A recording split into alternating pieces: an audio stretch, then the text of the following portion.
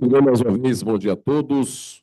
O Conselho Regional de Medicina do Estado de Goiás, CREMEGO, tem a honra de recebê-los para o Divulga CFM, resolução número 2434/2025.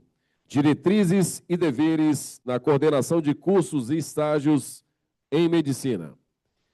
Este projeto foi idealizado pelo Conselho Federal de Medicina, CFM, e visa estabelecer um padrão para a realização de eventos informativos e de grande impacto nos Conselhos Regionais de Medicina, CRMS, garantindo a ampla divulgação e o debate das resoluções do CFM que possuam relevância estratégica para a prática médica. Registramos e agradecemos as presenças das seguintes autoridades que prestigiam este encontro. O conselheiro federal titular pelo Paraná, Dr. Alcindo Ceci Neto. O primeiro vice-presidente do Conselho Regional de Medicina do Estado de Goiás, Dr. Wagner Gil. O secretário de Estado da Saúde do Estado de Goiás, Dr. Razível dos Reis Santos Júnior. O vereador por Goiânia, Gustavo Gomides. O presidente do Conselho Estadual de Educação, Dr.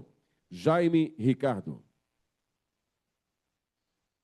O Conselho Regional de Medicina do Estado de Goiás agradece ao Conselho Federal de Medicina pela iniciativa de reafirmar o compromisso contínuo com o aperfeiçoamento da atuação institucional. Dando início à programação, passamos neste momento a palavra ao primeiro vice-presidente do Conselho Regional de Medicina do Estado de Goiás, Dr. Wagner Gil. Bom dia, senhoras e senhores. Sejam todos muito bem-vindos ao Conselho Regional de Medicina do Estado de Goiás.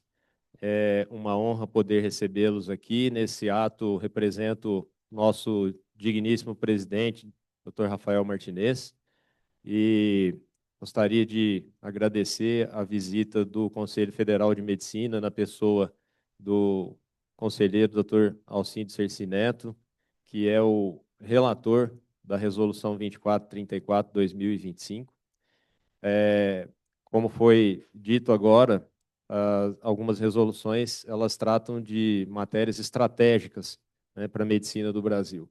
E o ensino médico é um ponto crítico hoje, motivo alvo de muito debate, que envolve não só nós médicos, mas toda a sociedade organizada, porque nós precisamos muito garantir a qualidade, a formação ética, cognitiva dos médicos que exercerão a medicina no presente e no futuro.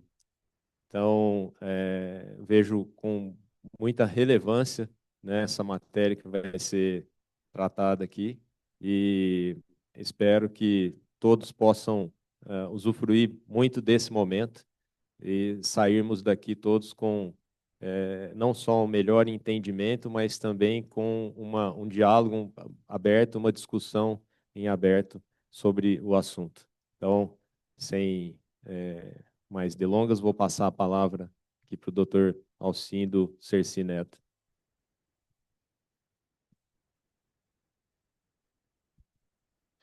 Em tempo, nós queremos agradecer a presença do secretário municipal de saúde do município de Goiânia, Dr. Luiz Gaspar Machado. E dando continuidade à programação, convidamos o conselheiro federal titular pelo Paraná, Dr. Alcindo Ceci Neto, que é também o relator da resolução que será apresentada nesta manhã. Obrigado. Obrigado, bom dia. Cumprimento as autoridades através do vice-presidente, Dr. Wagner. É uma honra poder estar aqui falando sobre isso e quero deixar a fala também muito aberta para perguntas e não precisa ser algo formal, embora a gente esteja num evento formal, porque é melhor a gente discutir questões do que a gente apenas ouvir alguém falando sobre uma resolução, porque ela impacta de fato a medicina brasileira e ela gera um paradigma diferente, que é o entendimento que os conselhos regionais de medicina sim, tem um papel primordial na formação médica do Brasil. E não apenas um papel fiscalizatório, um papel cartorial ou um papel judicante.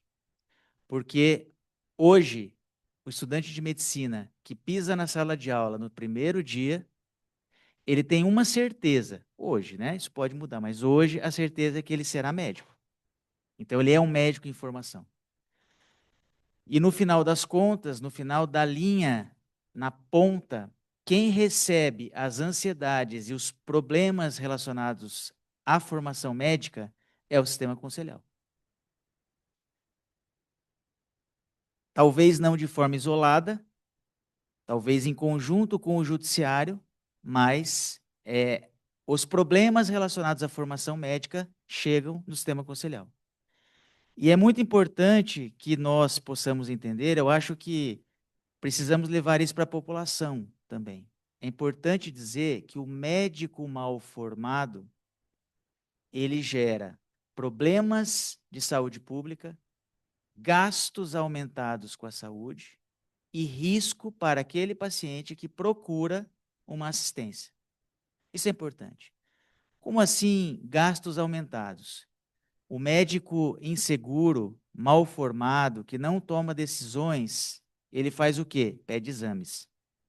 Existem estudos que mostram que quanto melhor a proficiência do médico, estudos canadenses, menor o tempo de internação. Maior a proficiência e a formação do médico, menor o tempo de internação, menor o número de exames prescritos. E isso gera uma economia de recursos. Eu não estou falando que isso é o foco, tá? Mas isso é algo que tem que ser levado em consideração na nossa prática e na nossa obrigação. E os problemas relacionados à formação médica, que é um atendimento inadequado, falta de comunicação, falta de habilidade, eles chegam no sistema conselhal. E a gente precisa fazer alguma coisa, tá? O que fazer? Como que o sistema conselhal, que recebe estas denúncias, recebe essas ansiedades, como que ele poderia atuar? Essa foi a pergunta que movimentou a resolução 2434 do porquê dela ser feita. Mas eu sempre começo as minhas apresentações com declaração de conflito de interesses, que, aliás, é algo muito importante na formação médica. E é muito importante porque, quando a gente vê interesses econômicos associados à abertura de cursos, econômicos ou políticos na abertura de cursos, a gente precisa entender o porquê. E aqui a minha apresentação e o sistema conselhal, ele tem uma coisa que é primordial nos tempos de hoje: a ausência de conflito de interesse. E, pessoalmente, aqui, a ausência de conflito de interesse na abertura de cursos e no fechamento de cursos. Tá? E, pessoalmente, aqui também é importante os senhores entenderem o que me movimenta. Eu não coordeno o curso de medicina, nunca dei consultoria para nenhum curso de medicina, nunca dei consultoria curricular, abri currículo, fui membro de NDE ou participei de qualquer tipo de cargo relacionado diretamente à abertura ou fiscalização de cursos de medicina. A única coisa que eu fiz, mas há mais de 5 anos, é que eu fui avaliador do MEC no sistema Sinais de cursos de medicina no Brasil. Essa seria um conflito de interesse, sim, mas mais de 5 anos atrás, então eu não tenho absolutamente nada de conflito de interesse. Eu estou dizendo isso para os senhores e colocando isso de forma muito transparente, porque conflito de interesse tem que ser declarado. Nada contra, todos nós temos conflito de interesse, está tudo certo, mas ele tem que ser declarado. Então, quando você tem uma diretriz curricular do curso de medicina, que é coordenada por alguém que simplesmente preside instituições que congregam cursos de medicina nacionais, isso tem que ser declarado. E isso aconteceu. As nossas diretrizes curriculares, eu não estou dizendo que houve qualquer ilegalidade, não se trata disso, mas elas foram relatadas por indivíduos que estão associados ao movimento dos cursos particulares de medicina, que no Brasil, como eu disse ontem, visam lucro. Não existe no mundo cursos de medicina que têm o objetivo final de lucro. Ser uma instituição privada não significa automaticamente que ela precisa ter lucro. E isso é um grande conflito de interesse. Porque não se pode formar pessoas para ter lucro, principalmente na área de saúde. É uma responsabilidade muito grande. Então, conflito de interesses foi um dos tópicos e uma das questões que nos motivaram a pensar sobre isso. Uma outra questão importante, eu estou contextualizando, tá? Por que que nós chegamos na resolução? Eu acho que esse é o momento da gente entender a motivação. E não só a resolução, porque ler a resolução é fácil, tá? Mas eu gostaria de ter a oportunidade de explicar o porquê nós chegamos na resolução, tá? E o ciclo perverso que nós temos com os estudantes de medicina hoje. É um ciclo perverso, porque nós temos hoje mais de 70% dos cursos de medicina são particulares, nada contra cursos particulares, eu já fui professor de um, nada contra, tá? Mas é um fato, mais de 70% dos cursos de medicina são particulares e nem todos os estudantes que ingressam em cursos particulares, eles conseguem ter acesso a bolsas ou ao curso gratuito, ou a parte do curso sendo pago por outra pessoa. Então, elas recorrem ao financiamento estudantil, ao FIES. Estima-se hoje que, na média, um estudante de medicina que se torna médico após 6 anos, sem considerar gastos pessoais, gastos com livros, gastos com internet, gastos com tecnologia, ele sai da faculdade de medicina com uma dívida de R$ 700.000. E aí a gente fala para eles assim, olha, a gente sabe que os cursos estão ruins, tá? A gente sabe que vocês acabaram não vendo tudo, mas não se preocupe, faça residência. Qual residência? Não tem vaga. É 0,5. Cada estudante que se forma tem 0,5%, 0,5 vagas para ele. Ah, mas até que não tá tão ruim, né? Não, tá ruim. Porque dessas vagas, esse é um número absoluto. Os senhores sabiam que 30% das vagas de residência médica são ociosas? Porque existem residências em que os alunos não querem fazer residência e se estimula. No caso, a medicina de família e comunidade, nada contra também. Excelente especialidade. Eu fiz pós-graduação em medicina da família, me tornei um médico melhor, mas é um fato, sem julgamento. Então não é 0,5, é menos. Aí você convence ele, não é verdade, professor, você tem razão. Eu preciso fazer uma residência, realmente eu não aprendi tudo, eu estou inseguro. Uma das coisas mais impactantes na minha formação como professor foi um dos meus melhores alunos, hoje ele estuda no Einstein, que chegou para mim logo depois de se formar, sentou comigo e falei, olha, era um aluno da PUC, aquela época eu dava aula na PUC, eu sou professor da Universidade Estadual de Londrina, tá? Servidor público, concursado, há quase 20 anos na universidade, já fui diretor do hospital universitário. Eu falei para ele assim, olha, vem trabalhar aqui, a gente tem vaga no pronto-socorro. Não, professor, jamais. Como? Jamais. Eu trabalhar no pronto-socorro do HU, nenhum aluno que se forma consegue trabalhar no pronto-socorro do HU. Como não? Você é um generalista, dá para você trabalhar sim. Não, professor. E começou a chorar de insegurança. Meu melhor aluno que eu tive. Tá? E ali eu comecei a pensar, tem algo de errado. Esse é o generalista que nós estamos formando? Esse é o generalista. Ok, mas eu convenci ele, faz residência, tudo bem. Mas, professor, como que eu vou fazer residência? Eu tenho R$ 700.000 para pagar. Eu quero casar. Eu quero ter filhos. Eu quero ter uma família. Como que eu vou pagar o meu FIES com uma bolsa de R$ 4.400 trabalhando 60 horas por semana? Aí você convence ele. Não, mas é uma fase. Ele vem para a residência, não consegue passar, mas ele conseguiu passar porque ele é um bom aluno. Talvez não tenha feito a residência que ele queria, ele optou pela menos concorrida, não pela que era o amor da vida dele, de área de especialização, mas ele fez. E aí ele entra num segundo viés, a terceira perversidade. Cadê o emprego? Não, eu vou trabalhar durante a residência. Trabalha. A gente teve essa ideia de deixar uma bolsa de residência baixa, mas permitir que ele trabalhasse fora, o que não dá nas residências multiprofissionais, né? Que é dedicação exclusiva. A única residência em saúde que eu posso trabalhar fora da residência é a médica, né? São 60 horas semanais. Eu, como coordenador de residência, eu não cumpro as 60 horas, mas pelo menos 50 na média ele trabalha, os meus residentes. Mas ele vai lá, ele faz R1, faz um plantão semanal praticamente no pronto-socorro, de 12 horas, noturno, ou cada 2 semanas, e ele faz mais 2 ou 3 plantões de 12 horas fora da residência, final de semana e à noite, para ganhar o sustento que ele precisa para ter o mínimo de dignidade para quem está estudando 8 anos da vida dedicando a ter conhecimento para tratar pessoas.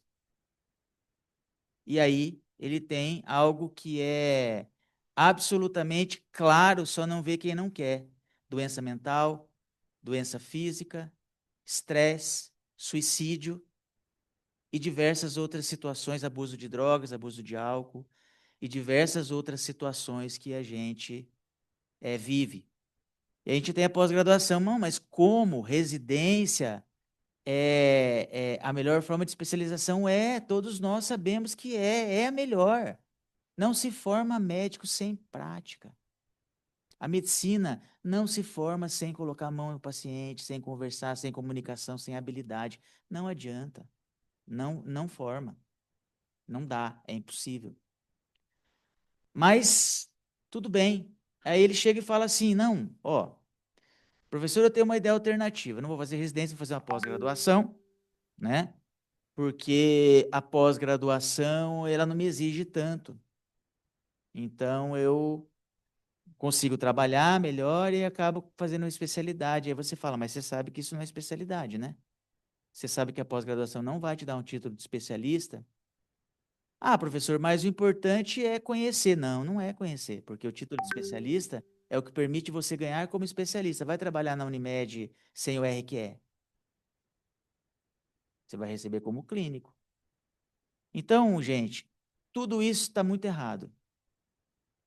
E está nas costas dos nossos novos colegas, dos meninos que estão vindo aí, e de que serão, em breve, quase 40% de todos os médicos terão menos de 10 anos de formado. E esse ciclo está aí. E o que perpassa toda essa historinha que eu contei para vocês, que na verdade não é uma historinha porque ela é triste, né? É uma história mórbida, porque é triste, e essa é a situação que a gente tem nos médicos. Depois que fez tudo isso, não tem emprego, ou não recebe, ou as empresas e os hospitais entram na justiça contra o CFM, porque o CFM editou uma resolução que proíbe o atraso de pagamento ao médico. Entraram na justiça contra a resolução que proíbe atrasar o pagamento do médico. Por quê? Porque acham que o médico tem que tolerar o atraso do pagamento. Por quê? Mas o que perpassa tudo isso? Campo de estágio. É isso que perpassa todas essas questões. Campo de estágio. Graduação, residência, pós-graduação. O problema é sempre o mesmo. Na pós-graduação, como é que eu faço pós-graduação sem campo de estágio? Como é que eu faço uma pós-graduação em cirurgia geral sem estar no hospital operando? Eu vou aprender a operar teoricamente, sem nunca ter operado? Campo de estágio. Não tem. Qual o problema das residências? É difícil abrir residências que não têm campo de estágio. É difícil abrir. E a grande maioria não tem, porque hoje a residência compete com a residência, mas também compete com a graduação. Os senhores já se perguntaram por que o SUS emitiu a norma dizendo que o paciente pode se recusar a ser atendido por estudantes? Porque ninguém aguenta mais. Ninguém aguenta mais estar no hospital, onde tem 4 faculdades de medicina no mesmo hospital. E o leito é contado 4 vezes. E o paciente que está lá internado é examinado por 4 alunos. Um de manhã, um à tarde, um à noite. Um de cada faculdade. Ele está doente. ele quer segurança. Ele está doente. Isso vem acontecendo. Campo de estágio. E na graduação? Por que a residência está se tornando uma busca do que não tem na graduação? Falta de campo de estágio. Então, a gente precisava fazer alguma coisa. Tá? Então, o Conselho Federal de Medicina precisava fazer alguma coisa dentro desse contexto de que nós não temos professores, nós não temos campo de estágio, nós não temos formação adequada, não temos avaliações práticas, não temos segurança financeira, onde nós temos ali, eram 448 escolas, hoje, muito mais, tá? Já 490, né, nas minhas contas, isso aqui é um dado de 2024. Nós temos ali as vagas, o problema não é só aumentar a escola, é aumentar o número de vagas de forma absolutamente desproporcional ou mercadológica. Não sei se os senhores sabem que hoje uma vaga de medicina custa 2 milhões de reais. Essa é a precificação. Mas como assim 2 milhões de reais? Porque eu abro uma faculdade de medicina e vendo para um grande grupo a 2 milhões de reais a vaga. É isso que acontece. Porque sabe-se que não é fácil manter um curso de medicina. E a gente tem uma franca expansão por conta das escolas particulares e temos um outro sério problema, em que a maioria das faculdades, eu falei 70%, né, quase 80% das faculdades particulares, e aonde eu, então, não tenho um crescimento adequado de residência e tenho hoje 41% dos médicos generalistas. Agora, acho que a maioria dos senhores aqui são médicos. E pelo que eu estou vendo aqui, en passant, todos nós estamos assim na mesma geração. Eu talvez esteja no percentil mais alto, que me formei em 97, tá? Mas será que o generalista, que é o médico que se forma e não faz mais nada na vida, será que o perfil do generalista de 97 é o perfil do generalista de 2027? Então, a minha pergunta é, o que é um médico generalista? Mas né, não é nem a questão da DCN, porque assim, não aprende, mesmo que está na DCN, não aprende.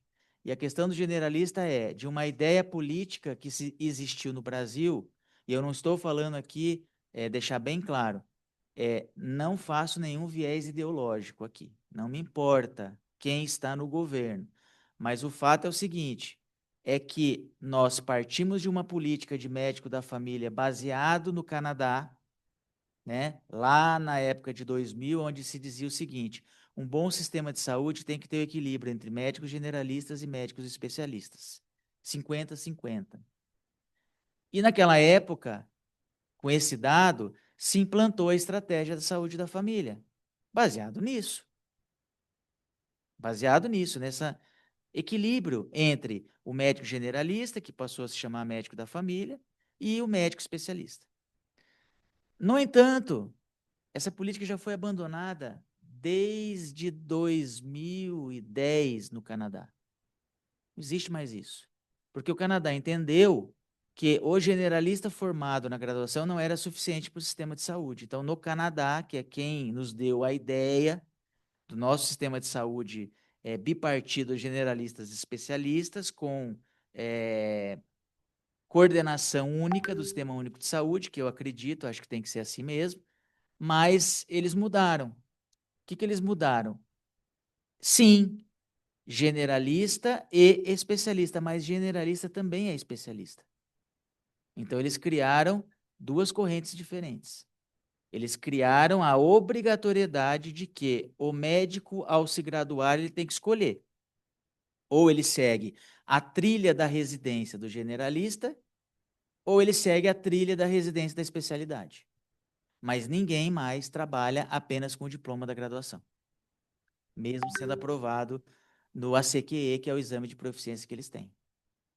E nós continuamos ainda nessa toada de formar muitos médicos generalistas que não são generalistas, não porque a definição não seja adequada, mas é porque quando a gente quando a gente compara o que é ser generalista com os Estados Unidos, com o Reino Unido, com Portugal, a gente vê que todo generalista nesses países é um especialista. Pode falar.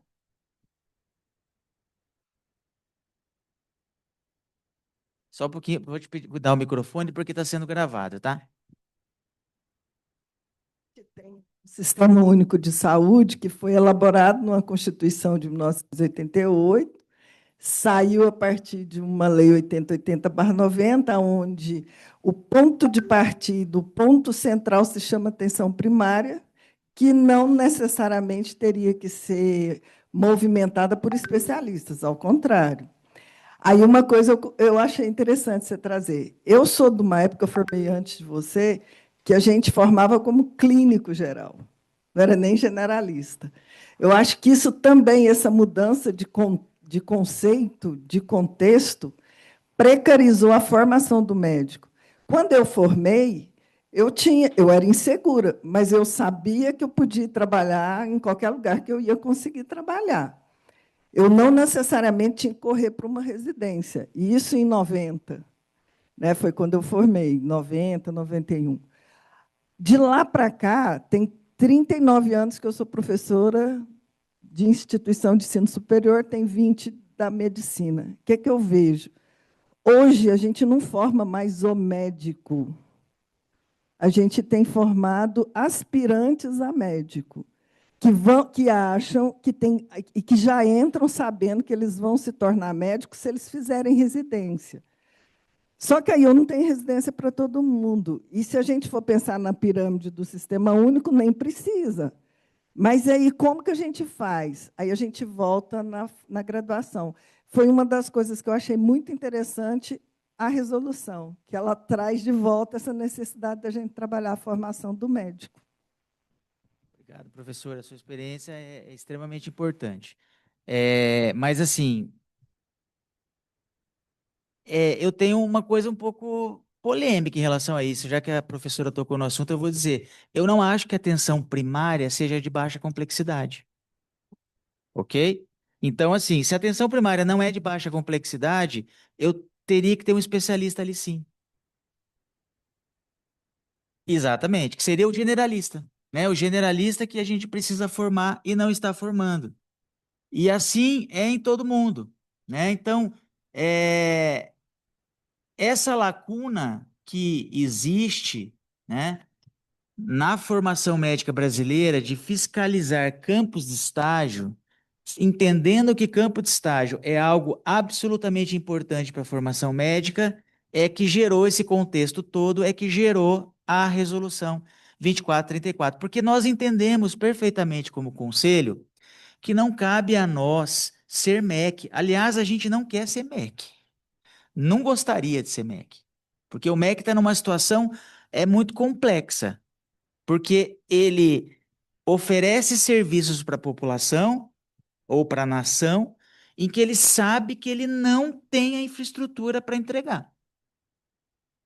Quando o MEC oferece ser ele aquele que vai fazer uma prova de proficiência, não é o assunto, ele está dizendo que ele tem uma estrutura para fiscalizar essas escolas que estão sendo reprovadas. E ele não tem.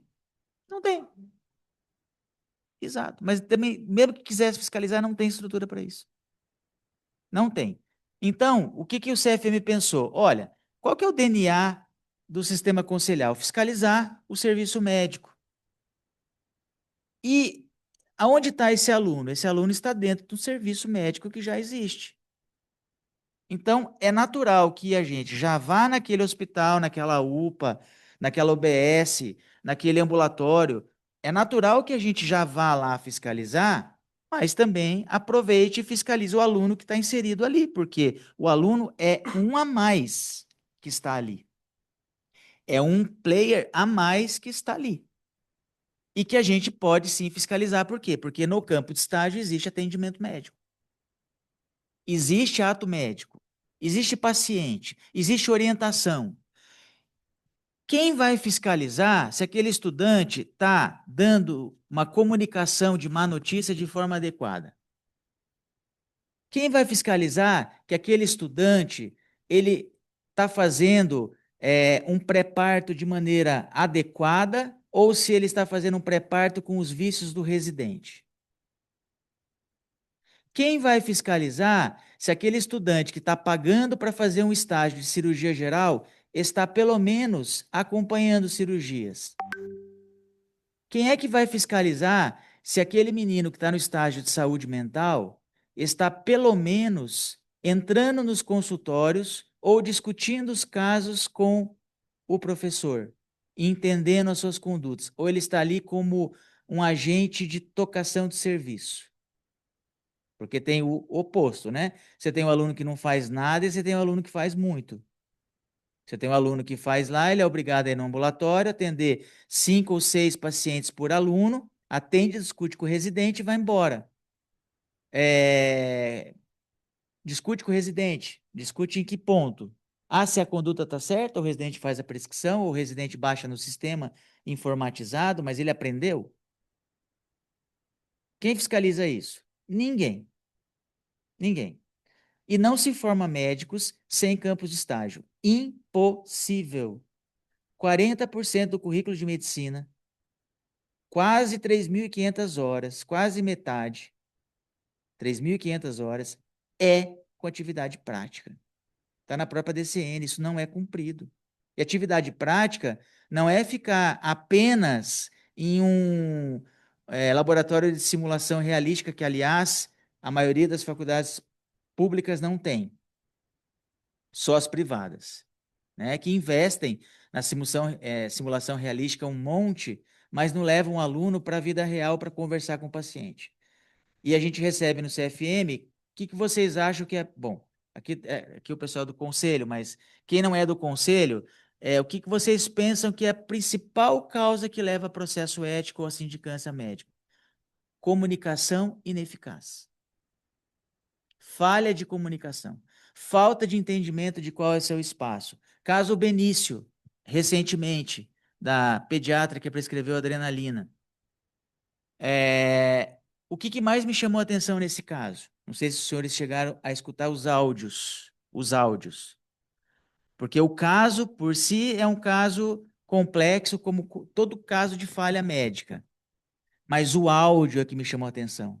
Porque quando ela detectou o problema, a médica, ela ligou para o seu chefe desesperada, eu escutei o áudio dizendo: pelo amor de Deus, eu não sei o que fazer, me ajuda, o que eu faço, o que eu não faço? Um médico não pode perder o controle numa situação de iatrogenia. Iatrogenia faz parte da prática médica. Todos nós vamos cometer iatrogenia. Isso é falha de formação técnica, de manejar o estresse, manejar a emergência, manejar a urgência, raciocinar, refletir, colocar conduta. Isso faz parte, isso a gente só adquire no campo de prática. Nós não adquirimos no chat GPT, nem na aula gravada, nem na aula online na Faculdade de Medicina, infelizmente. Gostaria que a gente aprendesse, porque eu falo muito do estudante, mas eu fico muito penalizado também com a população, né? Porque eu falei isso ontem, você sofre um acidente, você é levado para um hospital, às vezes inconsciente, você não sabe quem vai te atender e você precisa ter certeza de aquele médico que vai te atender, ele está preparado para te atender porque você não quer morrer. E você não quer ficar sequelado e você não tem escolha, você está inconsciente. Então, o mínimo que a gente pode oferecer é isso. E aí veio a resolução, já com foco em campo de estágio, né? Em que tem os objetivos de garantir a qualidade da formação médica, reforçar a segurança do paciente nos cenários de ensino, definir as responsabilidades éticas e técnicas dos coordenadores de curso, que apesar de ter uma legislação que diz que coordenador de curso tem que ser médico, mas qual é a extensão da sua responsabilidade? Então, a resolução, ela aclara a extensão da responsabilidade. Fortalecer a supervisão médica dos estudantes, criar instrumentos de acompanhamento dos campos de estágio informatizados, ligados ao coordenador, e integrar o sistema conselhal, porque quem faz a fiscalização, quem recebe as denúncias e quem está ligado às faculdades de medicina são os conselhos regionais de medicina. Existe aqui a legislação, né, relacionada a isso, do sistema conselhal, a lei do ato médico, as próprias diretrizes curriculares, onde o primeiro artigo das diretrizes curriculares diz o perfil do médico que a gente quer formar, né? E essa foi a única palavra em toda a DCN que o Conselho Nacional de Educação aceitou a sugestão do Conselho Federal de Medicina, que é incluir ética. Médico ético, aquela definição do médico que a gente colocou, o ético. Tá? Porque nós fizemos muitas sugestões às DCNs, nós sugerimos um núcleo específico do ato médico, porque isso é um fato, né? Quando a gente forma um médico não líder, a gente dá vazão a que outras áreas invadam o ato médico. Então, eu não tenho dúvida nenhuma de que invasão do ato médico também está associada à formação do médico. Que mané é essa de liderança colaborativa? Que está lá. O objetivo das DCNs é formar um médico através de liderança colaborativa. O que é liderança colaborativa? A decisão final de intervenção, ela é e sempre será médica. Ponto. Isso não se trata de dizer que as outras profissões não são importantes. É um fato. A responsabilidade é médica. Ou o médico vai falar: não, não, não, não, eu tomei a decisão, mas eu estava sob liderança colaborativa, e o fisioterapeuta, o enfermeiro, o farmacêutico, todos eles. Não existe isso. E nós precisamos voltar a empoderar isso, né? A gente precisa. Isso, eu não estou falando mal de outras profissões, eu tenho certeza absoluta, ninguém hoje, nenhum médico trabalha sem equipe. Enfermagem é super importante, fisioterapia, o farmacêutico, todos são. Não se trata disso. Se trata do médico voltar a assumir a sua liderança. E a gente não forma os meninos para isso. Tá? A gente precisa de liderança. E nas diretrizes curriculares a gente tentou mudar isso, mas, né, apesar das regras, a ordem lá de cima, de quem relatou as diretrizes curriculares, não vou citar o nome aqui, e de quem coordenou o grupo de trabalho, a coordenação foi uma médica, a relatora é uma psicóloga das diretrizes curriculares de medicina. Acataram zero. Zero. Nenhuma. Nada. E aí, o que vai acontecer? Isso daí já é um prenúncio. Todas as diretrizes curriculares das outras profissões, elas vão se aproximar muito da nossa. Ao ponto que, se você pegar a diretriz curricular da medicina e pedir para qualquer um ler, ele fala o seguinte: isso é médico, enfermeiro, fisioterapeuta ou farmacêutico. Não dá para diferenciar. Então, você distancia essas diretrizes. Mas, desculpa, vou voltar aqui. É porque a gente já viveu muita coisa para chegar aqui, entendeu? Como eu disse ontem nas reuniões, a gente trabalha contra forças econômicas muito poderosas. Então, a gente não consegue, sem política, sem colaboração, a gente não consegue vencer. E por isso até que eu estou aqui, porque os conselhos regionais são muito importantes nesse sentido, tá? Em todos os sentidos, na verdade, mas precisamos estar unidos.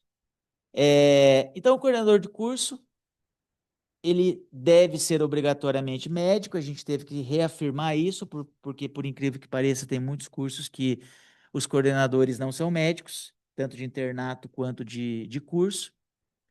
Há uma vinculação técnica ao Conselho Regional de Medicina, porque ele passa a ser um diretor técnico ou um responsável técnico pelos campos de estágio perante o sistema conselhal. Ele também é responsável por execução do PPC. Não sei se tem alguém do Ministério Público Federal aqui. Não, né? Mas o Ministério Público Federal está fazendo um trabalho excepcional aqui junto com o CFM e junto com a AMB, que é, quem é coordenador de curso deve ter recebido um questionarinho super, né, super pequenininho, né? E saibam que esse questionário está sendo cruzado com as informações autodeclaradas, com todos os índices que existem, incluindo pessoas jurídicas que o CFM tem, de campos de estágio, dados do SUS, dados do sistema de saúde, tudo, tudo. E certamente teremos um relatório Flexner brasileiro, que em 1910 fechou 70% dos cursos nos Estados Unidos. Eu não posso falar os dados ainda, porque eles não estão formatados, mas todos nós sabemos como eles serão, né? Não serão bons, serão bem ruins. E são dados técnicos, tá? São dados onde, comparativamente, você pega um relatório de avaliação do Ministério da Educação e um relatório gerado por esse mesmo sistema criado, que chama EnsinaMed, pelo Ministério Público Federal, AMB, CFM. Quando você compara os dois relatórios, existe algo de podre no reino da Dinamarca, porque eles são completamente diferentes. As avaliações do Ministério da Educação e as avaliações com cruzamento real de dados e informações, inclusive do SUS, tá? Então, o coordenador de curso, e aí nós temos coordenadores de curso aqui, ele tem que executar o PPC, acabou. Ele tem que executar, porque quem está fazendo no Ministério Público Federal é o pessoal da defesa do consumidor, é só para faculdades particulares. Por que eu trouxe esse assunto? Porque é verdade, se o estudante está pagando um estágio em maternidade, ele tem que estar na maternidade aprendendo. É simples assim. E é o coordenador de curso que tem que ver se isso está funcionando. Por isso que tem que ser profissionalizado o coordenador de curso. E os campos de estágio, então, responsável técnico pelos campos de estágio, é internato, e eu volto a dizer aqui, não é o responsável pelo ato médico, tá? Pelo atendimento, é responsável por aquele campo de estágio, ter o aluno e ter os professores. Ponto. É isso. E dentro daquela lógica de que ele tem que se movimentar. É lógico que o coordenador de curso não consegue resolver tudo. Ele não detém o dinheiro, o recurso financeiro. Mas ele tem que se movimentar, ele tem que levar os problemas. Aí tudo bem. Agitar, exatamente. E registrar sempre. Registrar sempre. Dever do coordenador, supervisão, disciplina médica sejam ministradas por médicos, manter o cadastro atualizado no Conselho Regional, zelar pela segurança do paciente, monitorar os campos de estágio, comunicar irregularidades ao CRM, promover educação permanente para os docentes e preceptores, disponibilizar informações solicitadas pelos conselhos de medicina, né? Isso aqui é uma coisa importante também, ó. Os professores também têm que ser treinados. Hoje de manhã eu gravei um blog sobre um departamento que eu coordeno lá no CFM, que é o Departamento de Ciência e Pesquisa. A gente estava falando sobre inteligência artificial, tá? Que é o assunto do momento. E assim, os professores também têm que ser capacitados para utilizar a inteligência artificial e para ensinar. A gente não tem que se preocupar só para o aluno criar uma disciplina de IA porque a DCN está falando isso. E os professores que vão ensinar, né? Então, o coordenador também tem que ver isso. Tem que ver isso. Eu não posso falar para o meu residente, olha, não use IA. Ou você está usando errado. Eu tenho que saber usar também. O campo de prática tem que ter supervisão presencial, condição adequada de funcionamento, protocolo assistencial, infraestrutura compatível com a formação e ambiente seguro para os pacientes e para o estudante. Isso é o básico de qualquer campo de estágio que também está na resolução. Os conselhos regionais de medicina, cabe fiscalizar o campo de estágio, verificar o cumprimento das normas éticas, avaliar as condições do cenário de prática e acompanhar a atuação dos coordenadores, lembrando que essa parte fiscalizatória, ela é difícil que ela seja feita de forma ativa, porque nós estamos ainda com uma discussão judicial na resolução em relação à fiscalização, tá? E aí a gente tem um ecossistema feito com todas as comissões de ensino, que é onde vão sistematizar essas informações, tá? uma comunicação melhor entre os CRMs, o CFM, uma eficiência melhor na fiscalização, uma atualização de responsável técnico, da governança. Então, assim, a gente faz um ecossistema de coordenadores de curso de medicina com as comissões de ensino e as comissões de ensino entre si no Brasil para fazer um ecossistema produtivo para melhorar as questões relacionadas a campos de estágio, tá? Essa é a mudança de paradigma que a gente colocou aqui. E, para isso, então, eu vou falar rapidamente, a gente cria uma sugestão de comissões de ensino dentro dos conselhos regionais, tá?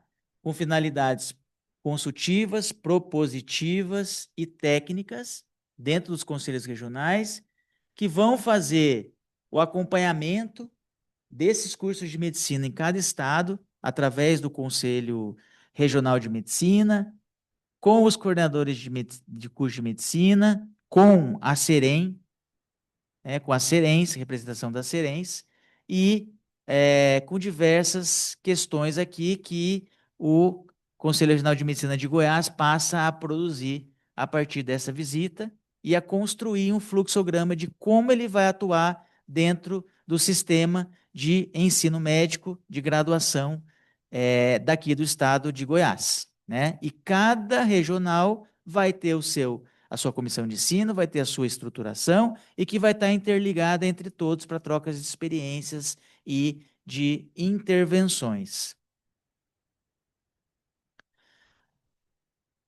Apoiando a implementação da resolução, tranquilizando os coordenadores de curso, porque, ó, isso é importante, tá? Então, quem está aqui é coordenador de curso, tranquilize o outro coordenador, porque no começo da resolução, todo coordenador achava assim, agora o CRM quer me pegar, quer me punir. Não, a gente quer empoderar, a gente quer dizer, coordenador de curso, você tem uma casa, você tem um apoio para você fazer o seu trabalho, que é efetivamente dar uma qualidade de ensino prático e campos de estágio para os seus alunos. E se você não conseguir sozinho, toda a estrutura conselhal vai estar junto com você, contra o dono da faculdade ou contra aquele que não entende de que, mesmo visando lucro, que não é ilegal, embora eu ache que seja imoral, mas não é ilegal, que ele diminua o seu lucro e invista no campo de estágio dos estudantes. Tá? E o sistema conselhar agora vai estar ao lado do coordenador, porque ele está cumprindo um papel que é de todos os médicos brasileiros, os 680 mil médicos brasileiros que nós temos hoje, que é a boa formação médica.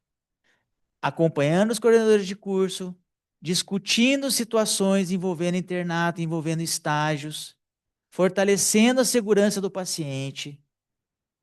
A melhor coisa que a gente pode fazer para o paciente dizer que não quer ser atendido por estudante é garantir que ele vai ser acompanhado por um estudante que tem uma boa comunicação, acompanhado por um médico, e vai ser uma vez só, e não 3 vezes durante o dia. E uniformizar procedimentos entre os conselhos regionais. E era isso, gente. Eu não vou me delongar mais, eu não vou falar da resolução em si, eu vou colocar aqui só para quem quiser anotar. É a resolução 2434, de 3 de julho de 2025, ela está disponível aí na internet, só digitar, tá? É um documento aberto. E o segundo documento que a gente tem aqui, que baseou a minha apresentação, é este referencial de escolas de medicina, referencial de comissões de ensino, para abertura de comissões de ensino também, que já foi disponibilizada aí para o Conselho Regional de Medicina e pode ser compartilhada com qualquer um e serve como uma normativa inicial para a Comissão de Ensino de Goiás. E eu espero da Comissão de Ensino daqui, presidente, grandes novidades. Espero, porque vocês não têm muitos cursos, né, comparado a outros estados. Acho que vocês têm condições de fazer um trabalho integrado com todos os coordenadores de curso, que certamente eu não vou conseguir no Paraná, porque são muitos cursos, muito mais do que vocês têm aqui. E agradeço mais uma vez a oportunidade e obrigado e fico à disposição para qualquer pergunta. Obrigado. Muito bem, agradecendo então ao conselheiro federal titular pelo Paraná, doutor Alcindo Ceci Neto, e dando continuidade à programação, passamos a abertura da palavra para os debates sobre a coordenação do primeiro vice-presidente, doutor Wagner Gil.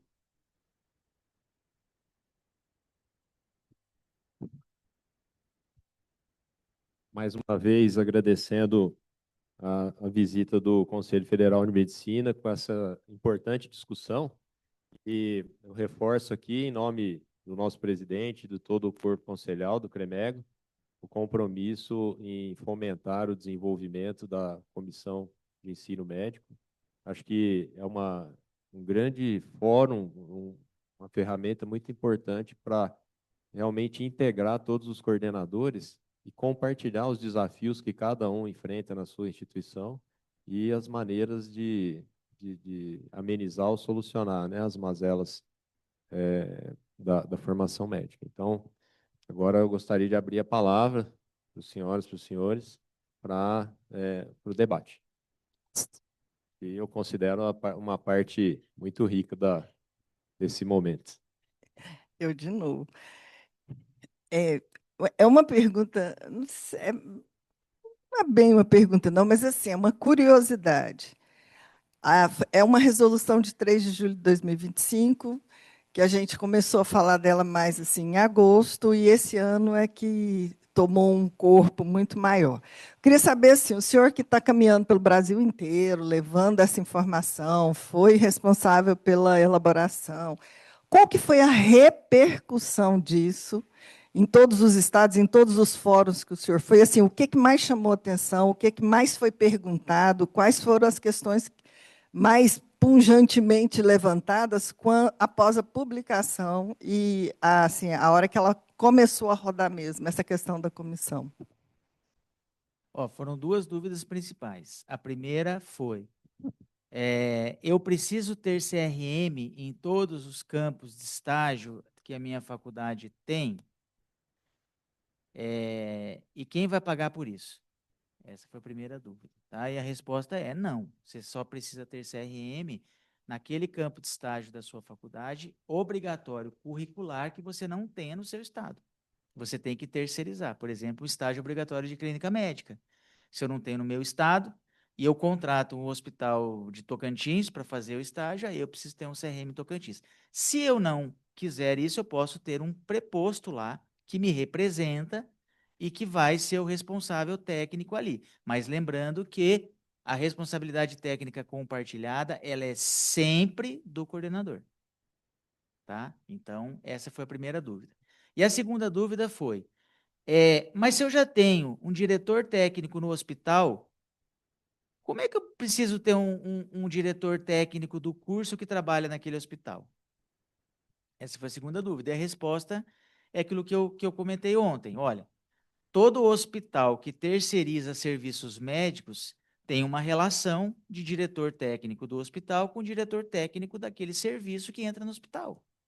Se eu, por exemplo, não tenho um serviço próprio de radiologia e eu contrato uma empresa para fazer os laudos ou utilizar os aparelhos no meu hospital, neste contrato vai ter o responsável técnico dessa empresa que está dentro do hospital, que está registrado no CRM aqui de Goiás e que a gente tem acesso. Bom, se já existem vínculos entre diretores técnicos dentro de uma mesma estrutura, é isso que funciona. O diretor técnico do curso, do campo de estágio, não tem nada a ver com o hospital. Ele tem a ver com assegurar que os seus estudantes, naquele campo de estágio, estão ok. O diretor técnico, ele tem que assegurar que aquele campo de estágio tem as condições e infraestruturas contidas no contrato. São coisas diferentes. Então, essas foram as principais dúvidas que surgiram ao longo da resolução. E, claro, a terceira, que foi uma dúvida suscitada até pela ABEM, porque nós tivemos duas grandes resistências à resolução. A primeira resistência foi do Ministério da Educação, do Ministério da Saúde, tá? Porque o Ministério da Saúde tem medo de que a gente faça uma resolução como essa para residência, tá? A segunda resistência foi das entidades mantenedoras de cursos privados, tá?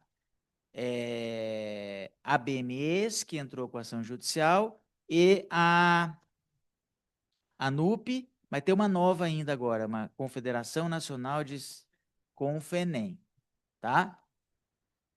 Exatamente, que é a relatora das DCNs. Então, a gente teve uma forte reação contrária dessas duas e mais da ABEM, da Associação Brasileira de Educação Médica. A ABEM também teve uma forte reação contra a resolução. Não me falaram ainda por quê, eu não entendi por quê, tá? Mas tiveram uma forte reação, a ponto de eu ler um documento deles de que queriam inovar que professor de medicina que não trabalha em campo de estágio sequer precisaria ter CRM. Então, essas foram as grandes restrições que aconteceram. Bom dia mais uma vez. A questão nossa, o senhor falou e eu tive uma ideia aqui, sobre esse coordenador de curso e quem vai pagar. O CFM não pode? O CRM não pode, assim como os médicos, nossos peritos são contratados, nossos advogados, e os conselheiros recebem os seus jetons, é justo que ele vai trabalhar para os médicos do Brasil, ele receba para isso um complemento. Eu acho que é possível. Nós pagarmos? CFM, Sistema Conselhal? Não, o sistema conselhal não, o CFM. Bom, Exato, Não pessoalmente nosso, né, mas se é dinheiro, possível, né, fazer isso. o dinheiro é nosso, né? O CFM vive das anuidades que nós mesmos Então, pagamos. se a gente paga, Eu não gostaria de pagar um coordenador de curso que já é contratado por uma universidade particular para fazer o trabalho dele. mas nós estamos cobrando dele, então eu acho Nós estamos cobrando do da curso, faculdade, isso. né? E assim, faculdade falar para gente que não tem dinheiro para pagar uma anuidade de R$ 1.000 para o seu coordenador de curso, que é um valor de uma pizza que você pede no iFood por semana, para o coordenador de curso do seu curso e cobra R$ 17.000 o aluno, Não, eu teria dificuldade de colocar dinheiro do conselho nisso. Não, eu entendo. Eu fiz uma pergunta se é possível, né? Não, possível é. Estou te respondendo. Possível é, mas A gente pode cobrar, ele pode ser, ao invés dele ser da faculdade, ele ser do conselho, a gente pode ser mais efetivo. Não sei. O poder seria maior nosso, né, de cobrança. Nós estamos numa construção. Eu acho que esse ponto é algo que pode ser discutido, mas ele tem que ser uma proposta da Comissão de Ensino do CRM Goiás. Entendeu? Discutam entre vocês, façam uma proposta e a gente discute. Acho que tudo é possível, tudo está em construção. O legal desse ecossistema é isso. Tudo vale. Elias, eu entendi a sua preocupação, a sua colocação, mas a gente abre um precedente perigoso, porque nós vamos ter membros de comissão de ética querendo ser remunerados pelos CFM, pelos CRMs, porque a comissão de ética ela já é um braço do sistema conselhal dentro de cada instituição. Eles também, teórico, nesses raciocínios também trabalham no sistema conselhal. O próprio diretor técnico das unidades de saúde, ele, se você for aprofundar a visão, ele é o sistema conselhal 24 horas dentro da instituição. Então, a gente teria também, nessa linha de pensamento, que abraçar a remuneração do diretor técnico. E isso cair sobre os ombros de todos os médicos brasileiros, né? Então, é uma linha que não tem fim, né? Nós vamos começar a financiar um sistema que já tem suas próprias, deve ter os seus próprios financiadores, né? Não estou desfazendo da sua ideia, não, tá? Sua ideia é ótima. Eu sou bem.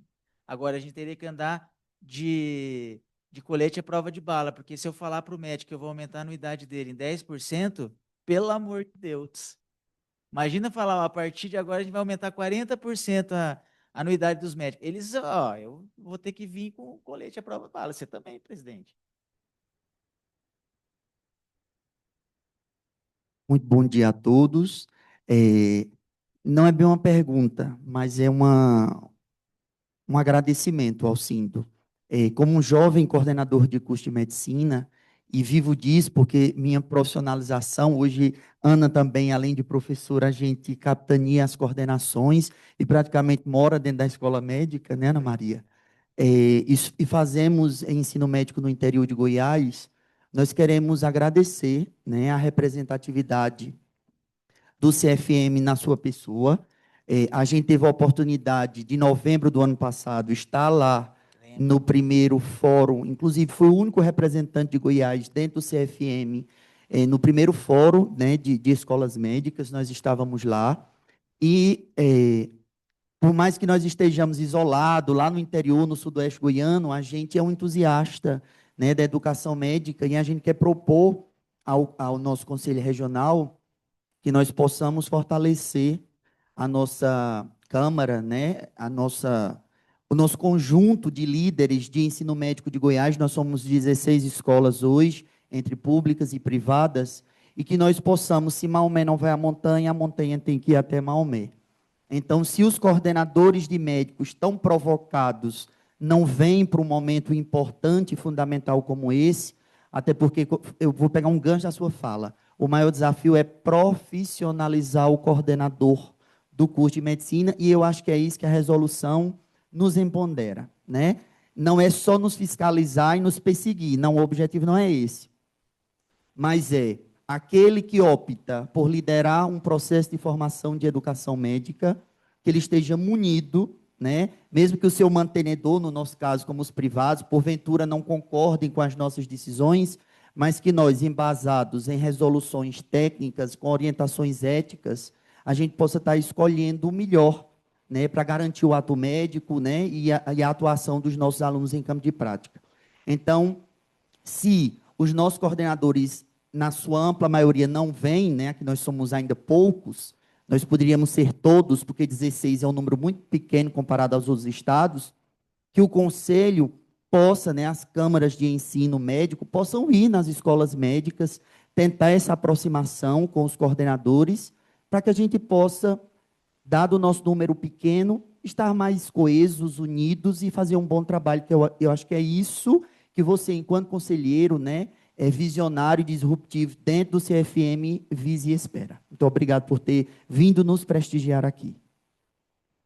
Eu que te agradeço, viu? Eu lembro da sua participação e você lembrou uma coisa bem importante. Nós já fizemos 2 fóruns do CFM com os coordenadores de curso de medicina do Brasil. E aí eu já vou responder uma pergunta. Infelizmente, o sistema conselhal não tem recursos para pagar a vinda dos coordenadores a Brasília. Então, isso é uma coisa que esvazia. Mas, como é seu nome mesmo? O Thales foi brilhante na fala dele, eu lembro, porque foi impactante a sua fala, como coordenador de curso jovem. E eu que agradeço de poder estar aqui falando para vocês, Thales. Obrigado. Eu sou uma pessoa muito engajada nessas discussões. Eu falo que antes eu estava do outro lado, sou gestora pública, fui gestora pública, tem 35 anos que eu trabalho só na gestão do Sistema Único de Saúde, como diretora, como secretária, como coordenadora de atenção especializada, eu acho que eu passei por toda a cadeia. E lá eu sofria muito com a dicotomia, sistema público e privado. Na minha cabeça, o sistema é único, um complementa o outro. E a gente tinha muito problema com isso, que a gente não conseguia parcerias porque era o público ou o privado. Eu falava, gente, mas um complementa o outro. Até assim, não, o SAMU não pega aqui porque é privado, então não pode. Gente, o paciente não interessa para ele qual que é o vínculo. Eu espero que isso não venha para a educação e que a gente consiga entender a formação médica como um todo. E não já entrando assim, não, a privada é tudo ruim, só o público que é bom. Eu vim de uma pública que não foi tão boa assim. Então, a formação como um todo está péssima, porque o professor que está no público é o professor que está no privado também. Então, eu espero que essa dicotomia não alcance o trabalho que a gente quer fazer aqui também. E, em relação aos fóruns, eu não sou uma pessoa antenada que fica olhando igual os jovens, que fica o tempo todo em rede. Eu não recebi nenhum convite. Olha que eu faço parte da comissão de ensino daqui. Eu não recebi nenhum convite. Por exemplo, para essas reuniões é porque me mandaram pelo WhatsApp. A assessora da presidência que me mandou para o meu pessoal. Olha, tem um convite, assim, porque senão, com certeza, eu estaria. Eu sou uma pessoa que falo muito. Eu gosto de falar. Não, Né? sim. E acho que a vivência, a experiência que a gente tem que ser compartilhada. Eu brinco que eu sou da época do SUDES, antes do SUDES. Passei pelo SUDES até chegar no SUS. Sou uma defensora do sistema único, não enquanto política partidária. Eu sou defensora de um sistema único, onde eu tenho complementaridade entre aquele que a gestão é pública e aquele que a gestão é privada.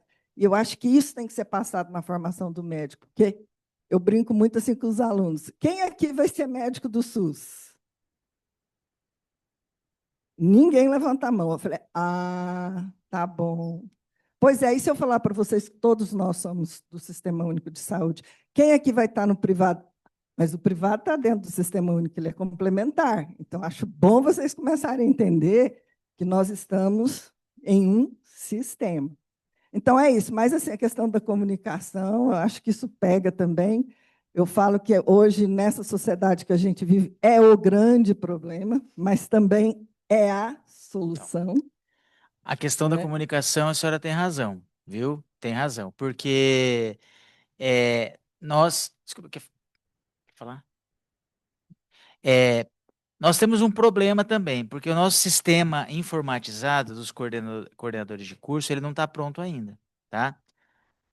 E quando a gente utiliza a plataforma do EMEC, por incrível que pareça, 70% está desatualizado. Então, as informações dos coordenadores de curso estão desatualizadas. Exatamente, exatamente. Não, eu digo que a gente utilizou o banco de dados do EMEC para achar os coordenadores de curso e mandar as correspondências, e descobrimos que está muito desatualizado. Aí a gente pediu para a ABEM, que a ABEM tem um banco de... Eles não forneceram. Ok. Cada um não forneceram. Só um minuto, só concluir. Aí, o que nós entendemos? Que agora, com o cadastro obrigatório dos coordenadores, os conselhos regionais dos estados, com essa proximidade, que eu concordo com os cursos, acho viu, presidente? Eu acho que se são só 16, os 16 cursos deveriam estar dentro da comissão de ensino, porque aí a gente pode chamá-los, né?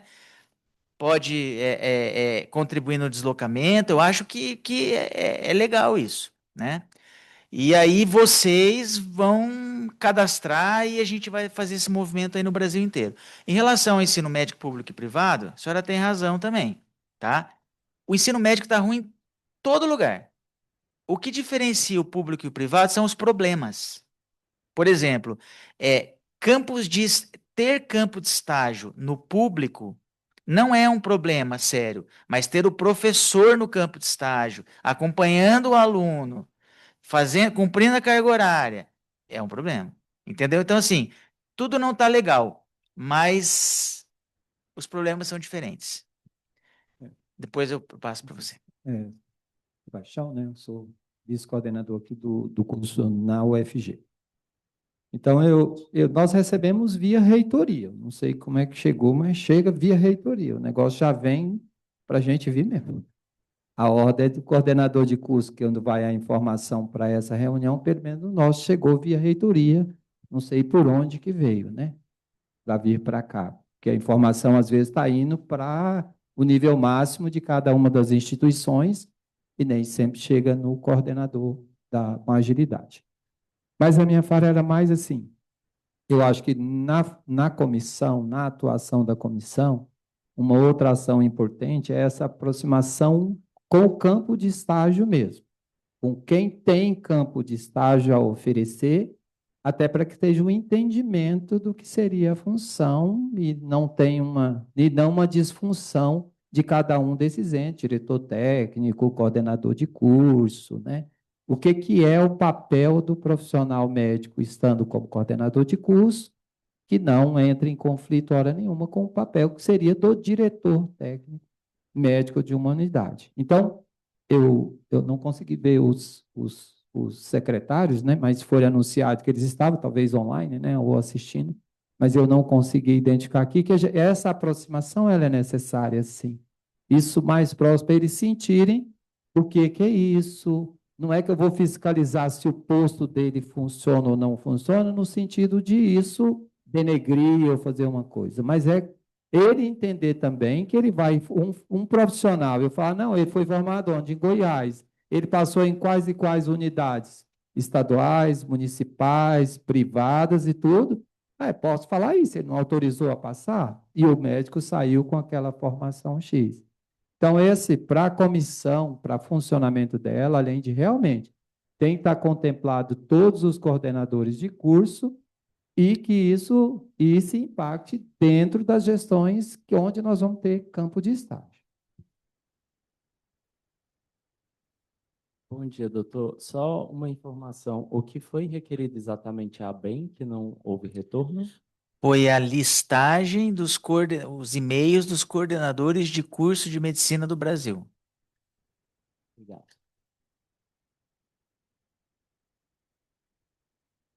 Bom dia, meu nome é Aline. Eu agradeço ao doutor Alcindo e esse importante momento de discussão. Eu acho que nós temos os mesmos objetivos, né? O nosso objetivo comum aqui é melhorar a formação médica, que a gente sabe do impacto disso para a sociedade. Então, acho que dependente do conflito de interesse de cada um, a gente tem um objetivo comum. E eu acho que esses momentos são muito válidos, porque quando pelo menos eu tive acesso a essa resolução, eu falei, meu Deus, chegar a cartinha do CRM aqui já, né? Que eu vou ter que responder por tudo. E é exatamente isso. A gente tem grandes responsabilidades e, às vezes, a gente não tem tanta autonomia na gestão de um curso de medicina. Então, acho que isso é muito importante, porque nós somos os maiores interessados em ter bons profissionais médicos. E vários colegas aqui comentaram da dificuldade de acesso de todos os coordenadores de curso. Eu não sei se essa reunião está sendo gravada, mas talvez uma possibilidade de híbrido, né? Seria interessante, talvez aumentaria a adesão. Então, acho que talvez para um próximo, em um momento híbrido, poderia ser discutido também. Obrigada. Pegando aqui, pois não. Só uma partezinho rápido. Havia um entendimento no passado, dentro do Conselho, de que a presença do Conselho em faculdades cursos recentemente aprovados, principalmente da iniciativa privada, isso foi instrumentalizado muito do ponto de vista político. Inclusive, foi até argumento de campanhas de oposição para dizer que o Conselho, a presença, por exemplo, do presidente do Conselho numa cerimônia de formatura de primeira turma da universidade privada, significava que o Conselho era favorável à abertura de novas escolas médicas. Então, eu acho que era uma visão equivocada. E a atual gestão, ela entende, desde antes da publicação da resolução, de que nós precisamos visitar essas instituições, nós precisamos conversar com os players, né, que estão ali, com alunos, com docentes, com coordenadores, para a gente entender a dinâmica, como é que está acontecendo, conversar com os estudantes, ver o que eles estão sentindo falta dentro da formação deles. Então, essa atual gestão ela tem esse entendimento anterior à publicação da resolução de que é preciso estar próximo, né?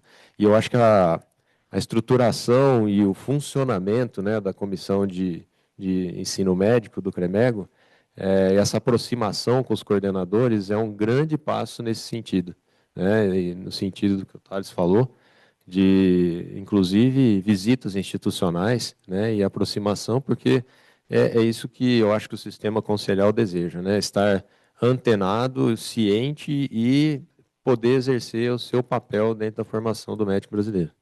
Presidente, eu acho que a gente precisa, e eu vou fazer meia-culpa falando por mim, acho que a gente precisa, enquanto médico, né, Conselho Regional, parar de olhar para o MEC como partido XYZ. A gente tem que olhar como instituição. E olhar também para nós como instituição. E nós somos instituições políticas, e nós precisamos estar próximo do que concordamos e do que não concordamos. Porque senão gera cisão, e aí a gente quebra a comunicação e o processo se desfaz. Então, eu acho que é fundamental essas visitas institucionais. A gente mostra, a gente tanto que é o médico generalista, humanística, ético, reflexivo, então a gente tem que estar próximo. Eu acho que a gente tem que fazer gestão próximo de pessoas. Então, a gente tem que acabar com essa história de palco político, né? Que às vezes a gente, conselheiro, só quer promoção pessoal de politizar o negócio, e acho que a gente precisa sair do foco político partidário e pensar em política de país, política pública, né? O conselho de gestão, como a Ana Maria fala, e de estar próximo aos pacientes, né? Tudo que nós fazemos aqui, pela nossa profissão, e que eu sou um defensor que a gente não pode terceirizar o que é de nossa responsabilidade, a gente precisa ter um foco maior, é a vida. Então, tudo que nós estamos fazendo é pelo nosso paciente.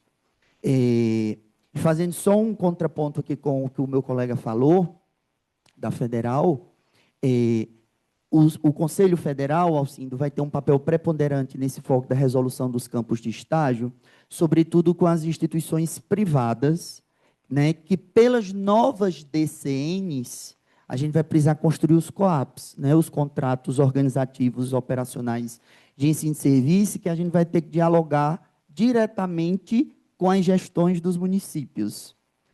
Se às vezes dialogar com a capital já não é tão fácil, imagina no interior do interior de Goiás, né?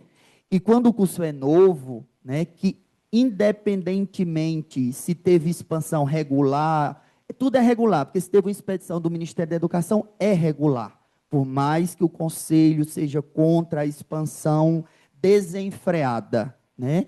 Mas se teve uma portaria regulatorial, foi expedida, é legal, então isso é inquestionável. O que a gente precisa é aproximarmos-nos, darmos as mãos e apoiar. A gente tem que trazer o conselho para perto das escolas médicas. Isso é preponderante. E apoiar, sobretudo, nós que estamos lá no interior, eu, Ana Maria, para a gente poder conseguir os campos de estágio com os gestores. Chamar o gestor, vamos aqui, Secretaria de Saúde, Conselho Federal, coordenação, direção de medicina, para garantir, se a resolução é campo de prática, então vamos nos apoiar nesse costurar essa coxa de retalhos, para que a gente possa garantir campos de estágios eficazes, com infraestrutura necessária e que reverbere realmente segurança para o paciente. Obrigado. Se deixou, eu sou que nem Ana, falo demais. Ô, Thales, esse é exatamente o objetivo nosso estar aqui. É essa aproximação mesmo. A gente quer que os coordenadores de curso entendam que as comissões de ensino serão as suas casas para elogiar, para chorar e para ajudar. Agora, em relação à política de Estado, você tem toda a razão, mas eu quero dizer uma coisa, tem que ser uma via de mão dupla, porque o CFM foi conversar com o Ministério da Educação, o CFM foi conversar com o Ministério da Saúde, mas eles é que não tiveram interesse.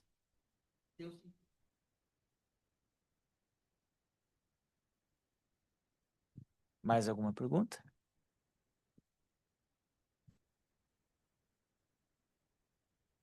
Bom dia a todos, meu nome é Catiane, eu estou aqui representando o Dr. Razível, secretário de Saúde do Estado, e hoje eu estou como coordenadora médica da Superintendência de Regulação, Avaliação e Controle do município de Aparecida de Goiânia, e gestora médica da regulação do Estado.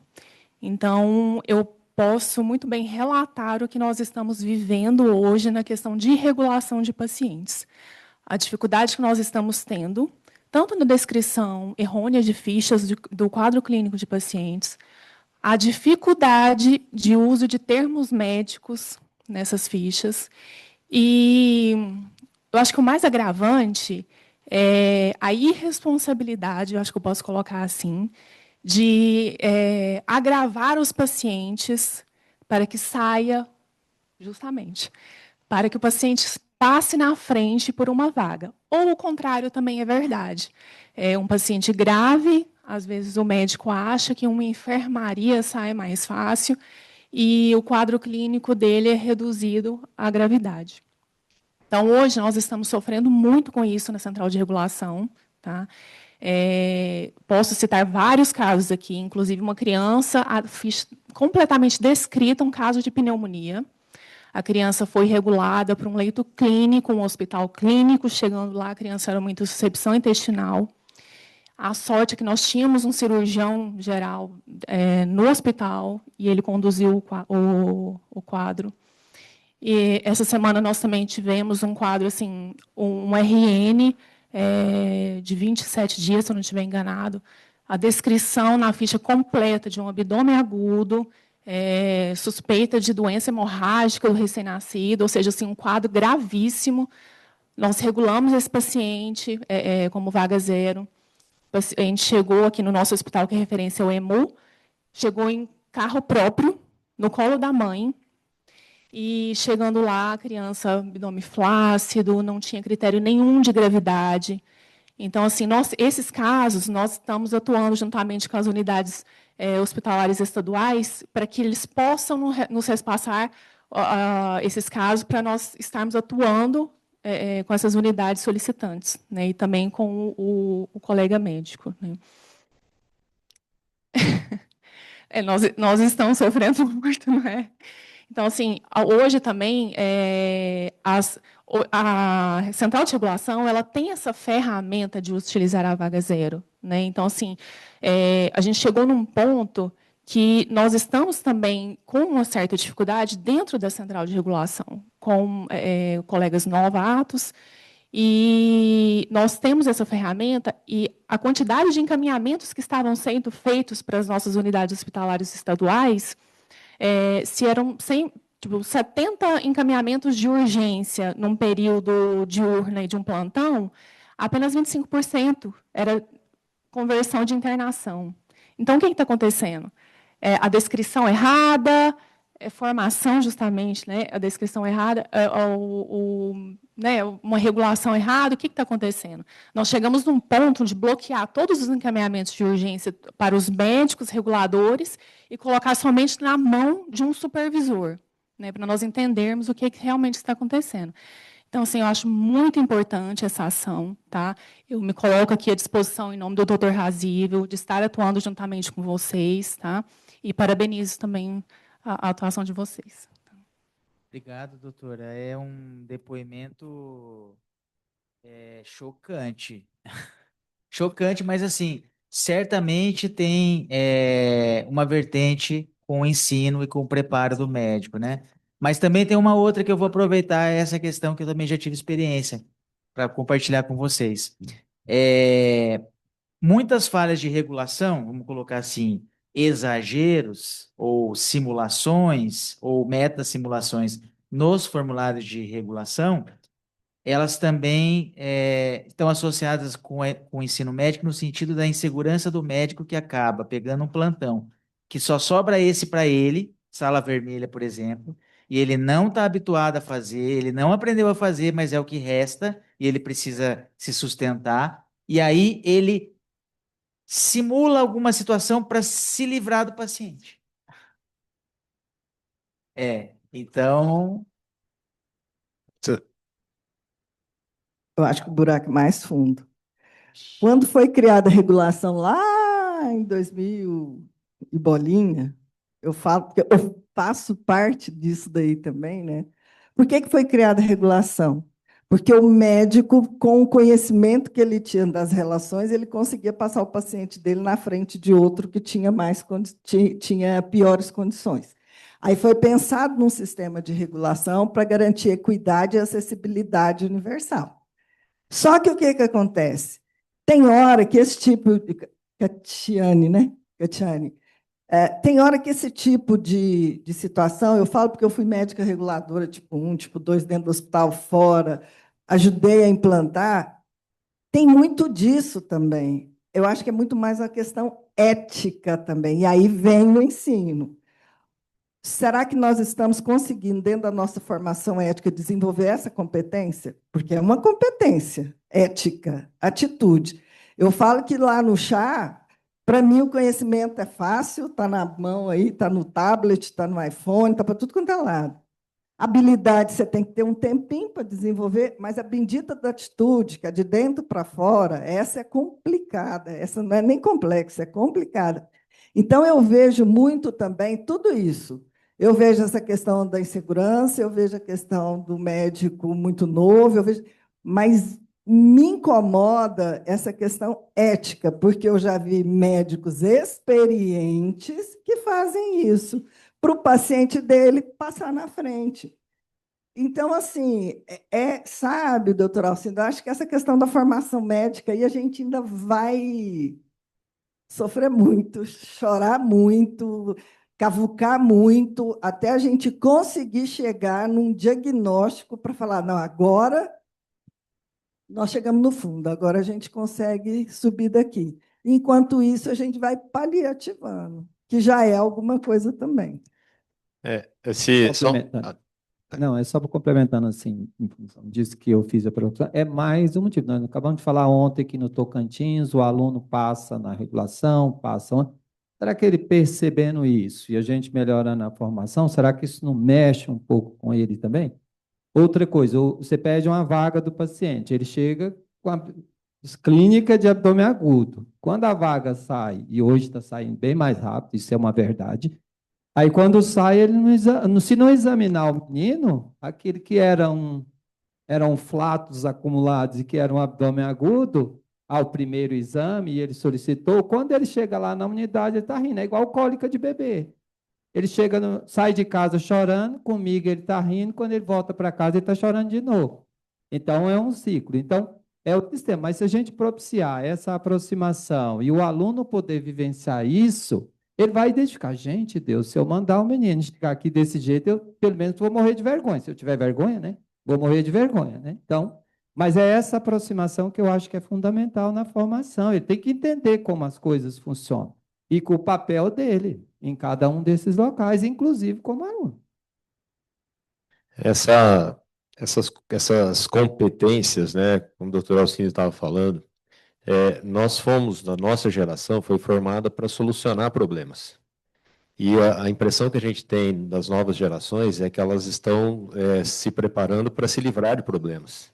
Então, essa responsabilidade em assumir, existe um problema aqui. Não necessariamente minha responsabilidade, mas eu sei resolver, eu posso resolver, eu não vou esperar alguém dizer que eu tenho que resolver.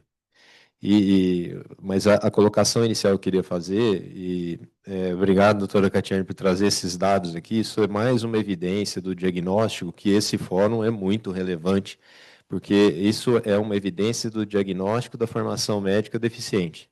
E corroborando, né, eu estava lendo esses dias um perfil que falava sobre oportunidades de carreira médica. Então, nossa, tem muito médico no mercado, as vagas estão todas ocupadas, tem médico desempregado. Olha, vão surgir outras oportunidades de carreira que não existiam. E uma delas é a de governança, porque você vai ter muitos médicos despreparados para atender, então você vai precisar de médicos que façam a governança desse atendimento. Então, veja bem, é uma outra evidência robusta de que os médicos que nós estamos entregando para o mercado não são capazes. Porque há 20, 30, 40 anos atrás, não precisava ninguém governar o médico sabia exatamente o que ele tinha que fazer. Ou quando ele não sabia, ele procurava alguém que estava do lado, que tivesse maior conhecimento, que pudesse ajudá-lo. Mas hoje já está se desenhando o mercado, essa leitura minha é uma evidência que o mercado está enxergando que o médico precisa ser governado. A Secretaria Municipal de Saúde, o Dr. Frank está aqui, ele pode colaborar com a gente nesse debate, viu a necessidade de colocar médico líder no plantão para poder melhorar o desempenho, a performance do atendimento, né? Então, eu gostaria até que o Dr. Frank depois complementasse a minha fala aqui, porque também eu acho que é uma evidência de que as equipes precisam ser governadas, né? Regulatorialmente falando, nas diretrizes, Alcindo, o médico no Brasil ele pode atuar em 3 grandes macropolíticas. Atenção à saúde, que era na sua época, na época de Ana Maria, não estou aqui fazendo pré-julgamento não, tá? É outra geração, isso. da educação médica e da educação em saúde e na gestão em saúde. Por exemplo, meu caso, hoje eu não faço mais assistência. Hoje eu me dedico apenas à gestão, né? Até hoje, E precisa profissionalizar a gestão. Isso. Mas tem área de atuação, isso. Da Brampas, né? A prova de título. E também na educação médica. O que a gente precisa é profissionalizar também e mostrar para o médico que nós somos milhares, mas nós temos escopo de áreas de atuação. Não é só o assistencial, tem outras áreas que a gente precisa fortalecer, no caso, a educação e a gestão. E falando para a Catiane, isso tem solução, por exemplo. Você tem uma dor muito grande dentro da regulação, mas nós, enquanto escolas médicas, né, que é ensino, pesquisa e extensão, dentro de uma política de pesquisa, a gente tem como resolver isso. Frank está aí, entende, e é gestor, né, atua como gestor, olhando lá para o modelo do queijo suíço, você olha o problema, o incidente que está feito e faz a linha de volta. Se você está vendo que os colegas estão regulando de forma equivocada, aí a gente vai ter que identificar ali, usar tecnologia, não tem como fazer gestão sem tecnologia, né? Identificar quem é que regulou, é de qual escola. Opa, tem aqui um relatório da regulação e eu vou informar para o conselho, para informar para as escolas médicas de Goiás, que, olhe, a maioria dos equívocos estão sendo de tal região, de tal escola, então é o caminho. Dá trabalho? Dá. Mas nós, enquanto escolas médicas, podemos apoiar a solucionar os desafios cotidianos.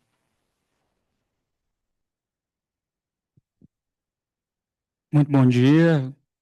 Bom dia a todos em nome do secretário municipal de saúde, não pôde estar presente, pediu para que representasse. Sou Frank, sou médico, provavelmente um dos mais novos aqui dessa plateia, mas tenho aí 6 anos de formação e talvez tenha vivido na pele o que alguns de vocês conhecem hoje, né, e veem hoje com os olhos não de quem executa, mas de quem gere a nossa profissão.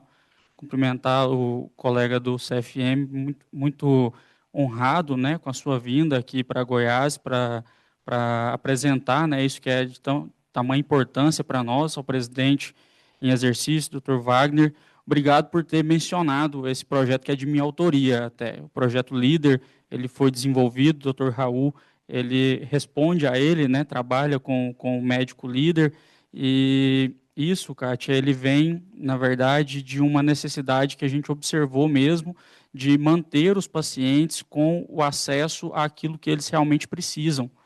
No início da gestão, mais ou menos em meados de março de 2025, foi identificado um aumento no número de pacientes com necessidade de UTI. Naquele momento, o secretário, Dr. Luiz, que também é um colega médico, pediu para que eu avaliasse as solicitações, e isso aconteceu por 1 ou 2 vezes em uma mesma semana, e em todas essas vezes, aproximadamente 30% a 40% dos pedidos foram convertidos em leitos de enfermaria, por mim mesmo, né? Lógico que depois de uma discussão com o médico, com o RT, esse projeto também antecipa vocês, ele foi submetido à avaliação do CREMEGO, nós tivemos o cuidado de trazer, apresentar, para que não houvesse conflitos éticos no trabalho médico regulador, no trabalho médico solicitante de vaga, mas que houvesse ali uma integração entre o médico que está atendendo, que está com o doente, e o profissional regulador da mesa, que fosse ponte entre o serviço, mas principalmente voltado à parte assistencial. Esse é a maior força desse projeto, e inclusive ao estruturar a equipe, foi o ponto de minha maior incidência, para que esse profissional que faz o contato com o médico da ponta tivesse o zelo pelo paciente, pela assistência e não pela regulação. Tanto é que o médico líder hoje, ele trabalha em serviço de plantão, ele não substitui função do RT, isso já é muito bem estabelecido, a gente não tem mais nenhum conflito quanto a isso. Inclusive a a validação do CREMEGO nos trouxe ainda mais esse respaldo. Ele trabalha 24 horas, então isso possibilita um cuidado contínuo e um acompanhamento horizontal dos pedidos de internação em leito de UTI.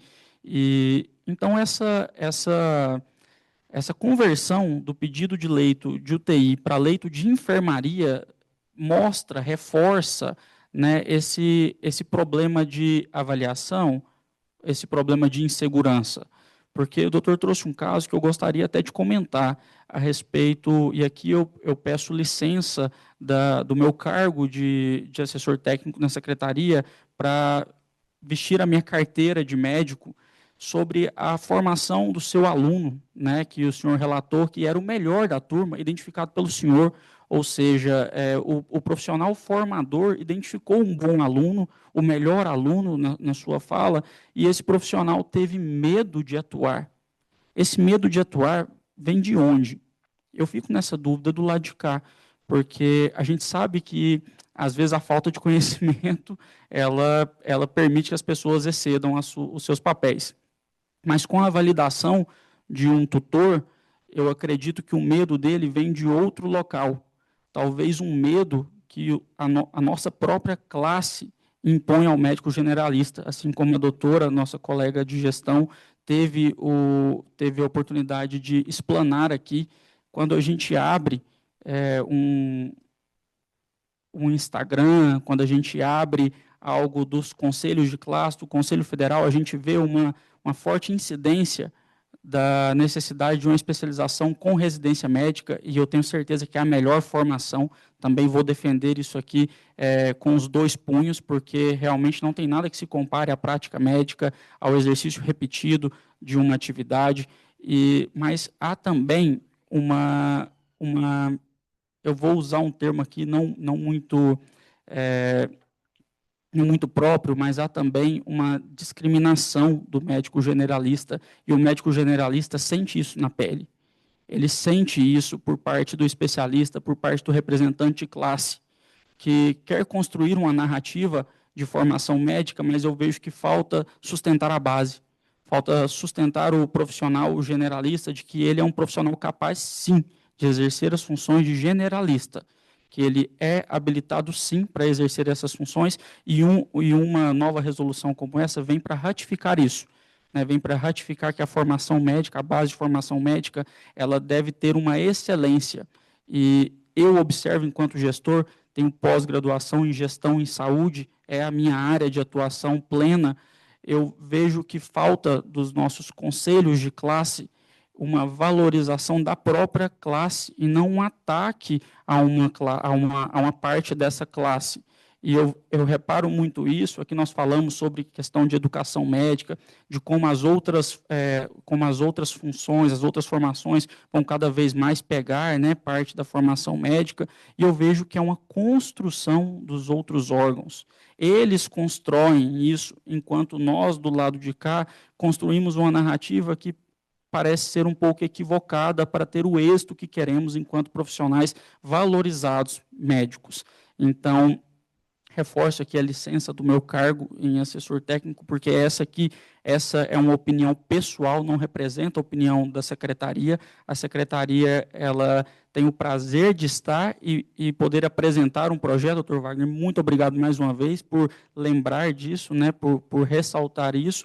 E nós estamos aqui, enquanto secretaria, para dar o suporte ao profissional médico que quer atuar na secretaria em coparticipação com o Conselho Regional de Medicina. Todos os fóruns que somos convidados, estamos presentes, trazemos sempre, convocamos sempre os nossos responsáveis técnicos para que estejam aqui, mas coloco mais uma vez a secretaria à disposição também do CFM para que a gente possa construir isso em conjunto. Muito obrigado. Olha, sua fala é impactante, é muito importante. Por isso que a gente sugere que as comissões de ensino também tenham a visão do estudante. Claro que você não é um estudante, é um colega, mas tem pouco tempo de formado, 6 anos, passou por isso, então o seu depoimento é muito importante. Estou falando com o colega médico, não com a autoridade, tá? De fato, isso é muito importante, os alunos têm que participar, e é verdade.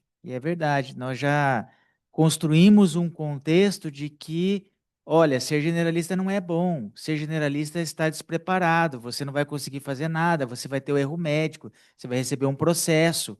né? A gente realmente exatamente. Existe esta narrativa, e aí o que nós do CFM estamos fazendo em relação a isso? Nós estamos criando uma definição do que é ser generalista, das competências do generalista, né? E estamos também oferecendo um curso, não é um curso de especialização, mas de temas prevalentes para o generalista que queira se aperfeiçoar nas redes do CFM. Juntamente com a editora Manoli, um compilado de cursos de áreas muito específicas para o generalista, para que ele possa ter acesso gratuito, não precisa pagar uma pós-graduação, né? Uma trilha formativa, não precise pagar uma pós-graduação, e caso ele queira e sentir que ele tem algumas deficiências, né? Nós não queremos ultrapassar a barreira, mas nós entendemos que sim, o sistema conselhal ele deve promover educação continuada e até educação permanente, eu acredito, tá? Mas educação continuada, com certeza, a gente precisa fornecer. Agora, existe uma questão em relação ao meu aluno, tá? Que eu queria comentar. Que a questão é o seguinte: só tem segurança de trabalho quem entende que a sua formação não foi a melhor que poderia ter.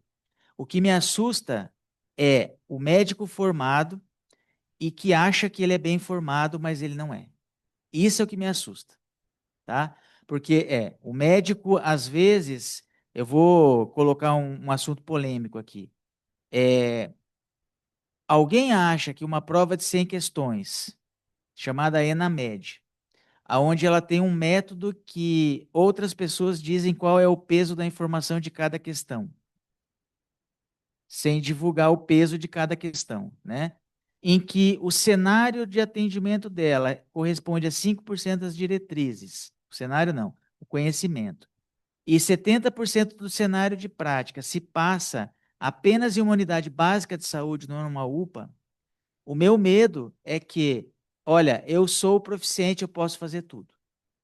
Então, se a gente for entrar na questão de prova de proficiência, e não é à toa que 92% dos estudantes de medicina são favoráveis a uma prova de proficiência. Por que isso? Porque eles querem ter certeza de que a formação deles é boa. E, infelizmente, com esse viés que nós temos do ENAMED, em que eu preciso tirar uma nota alta para dizer que minha faculdade é boa, ela pode dar um conceito errado. Mas eu concordo que nós precisamos parar com essa narrativa, eu concordo com o que o Dr. Tales falou, não importa se temos 500, 600, 700, 800 ou 1.000 cursos de medicina. Se eles estão abertos, estão formando médicos, a responsabilidade passa a ser nossa com esses médicos, e a gente precisa trazer o estudante de medicina ou o médico em formação para dentro do sistema conselhal, para que ele dê depoimentos também do que eles passam e do que eles estão sofrendo e que a gente possa oferecer soluções para eles. Muito obrigado pela sua fala, foi bem importante para mim. Nós temos um ícone na medicina goiana, é uma lenda viva, né, o Dr. Selmo Celeno Porto, que uma vez, numa fala aqui no Crebego, ele disse que era muito importante criar uma câmara técnica do médico sem RQE. Porque 50% dos médicos que nós temos, pelo menos aqui em Goiás, eu acho que também é um reflexo do Brasil, não tem o acesso à residência, né? E esses médicos precisam, talvez, muito mais do sistema conselhal do que os especialistas. Os especialistas têm a MB e suas federadas, então, que já os suprem muito bem, né, de educação continuada. E o médico sem RQE, ele é órfão dessas entidades. Pensando nisso, o CREMEGO já tem ofertado vários cursos de especialidades, de temas voltados para o médico generalista.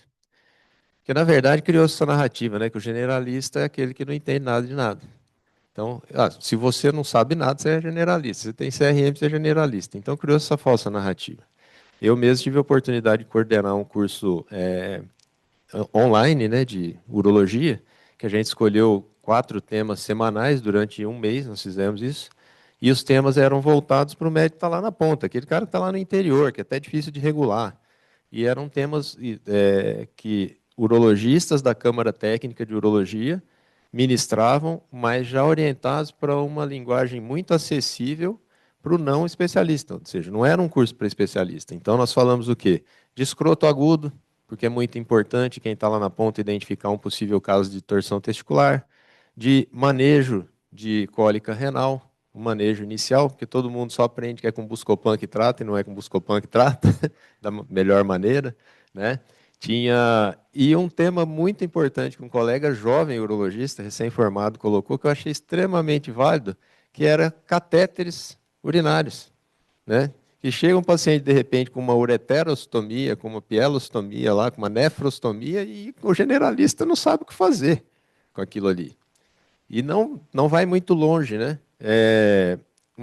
Como a técnica, repassar uma técnica, parece bobagem, mas repassar uma técnica de cateterismo vesical demora. Que o generalista precisa saber. Aqui não pode ficar só no domínio da enfermagem. Eu só prescrevo. Não, eu preciso saber. E aquele catéter que eventualmente a enfermagem não conseguiu passar. Existem tips and tricks, né? Truques ali que você pode fazer e que não precisa ser especialista para fazer. Então, outros cursos foram feitos, né? Eu estou citando a urologia, porque fui eu que coordenei a minha especialidade, mas oftalmologia também, para quem está lá no plantão, aparece o que eu preciso encaminhar, o que eu posso tratar, o que é urgência oftalmológica, o que não é, né? Então, isso é muito relevante, é uma preocupação que o sistema conselhado, principalmente, não posso falar aqui pelo CREMEC, que a gente tem de trazer o médico generalista para perto do conselho e de abastecê-lo da melhor maneira possível. Estamos em pleno acordo com isso. A iniciativa do CFM em relação a essa plataforma de educação médica continuada é voltada para o generalista mesmo, não para o especialista.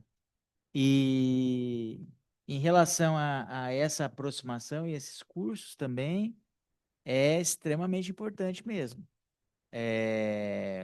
Por exemplo, a minha tese de doutorado, ela nasceu do desconforto, eu sou pneumologista, de entender que nós tínhamos corticóide inalatório na rede de saúde e nenhum médico sabia usar. Nenhum médico sabia usar para ensinar para o seu paciente. Ou não sabia o efeito, ou não sabia nada disso. Então, a gente construiu justamente isso, e aí eu passei a pesquisar isso, asma e DPOC na atenção primária, para aproximar mesmo. E a gente precisa fazer isso, porque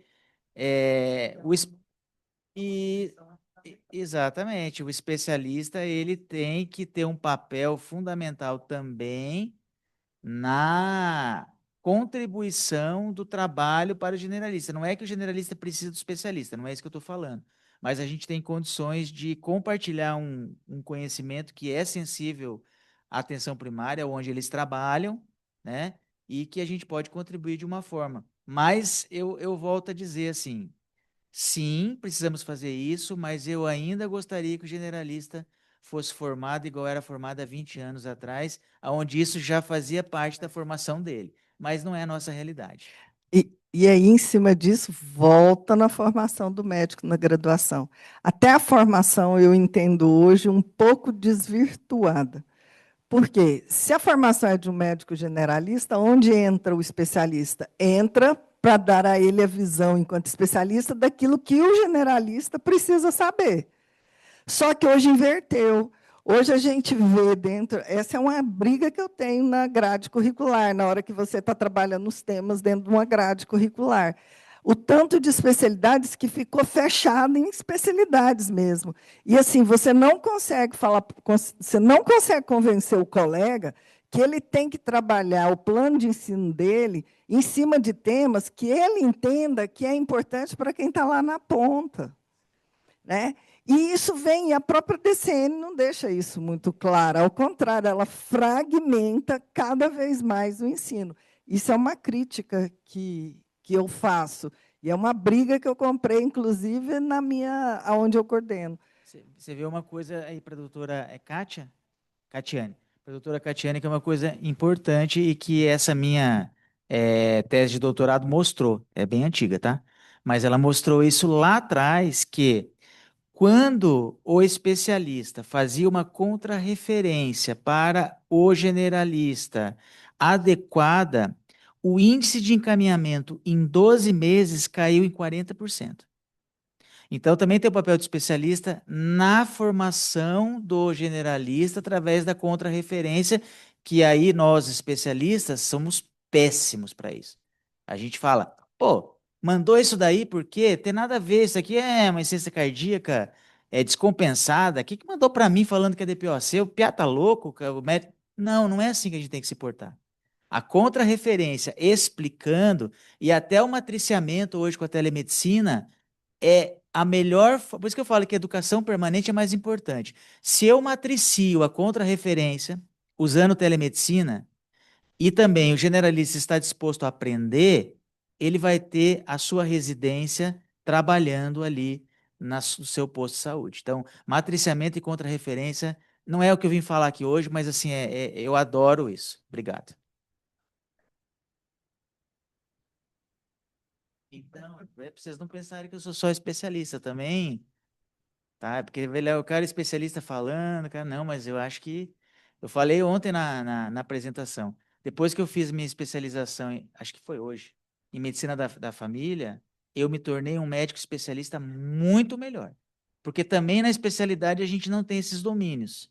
E aí lá na UEL, eu fui da Coreme 6 anos, eu coloquei uma disciplina obrigatória para todos os residentes de entrada direta, transversal, que tem um dos tópicos, a gente fala sobre questões que são largadas na medicina.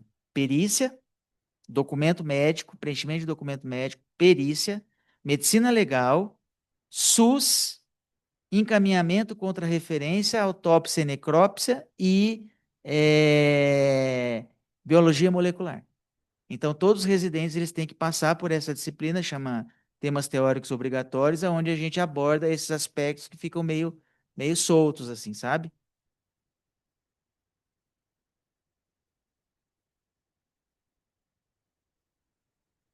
Não é a administração da especialidade medicina preventiva e administração. Não é isso. Quando eu falo como gestora, eu estou falando de gestão, que vai para além da administração. Por isso que eu sinto falta da gestão médica enquanto especialidade. Fica a dica.